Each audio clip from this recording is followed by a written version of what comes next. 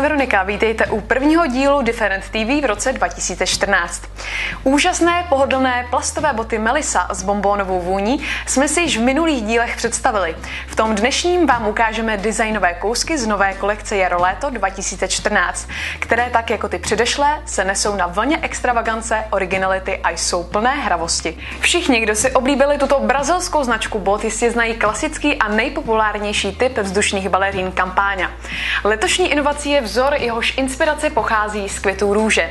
Tento typ melisek dostal název Fitas. Mají matný vzhled, jsou prodyšné, měkké a mají měkkou odnímatelnou stélku.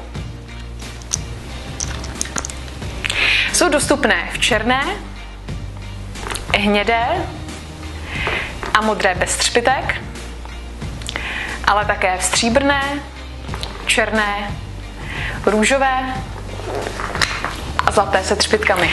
A dnešní druhou hitovkou jsou romantické, ženské a inovativní nízké baleríny Petal. Tento název znamená v portugalštině okvětní lístek. Mají špičku, která má strukturu jemně vrstvených plátků.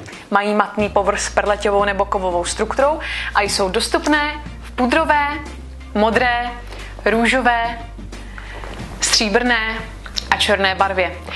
Melissa tento model vytvořila, aby byl vhodný jak do práce, tak třeba do kina nebo na večírky. Tak co, myslíte si tak jako my, že nová kolekce Melissa se opět povedla a díky ní budete vybočovat z řady?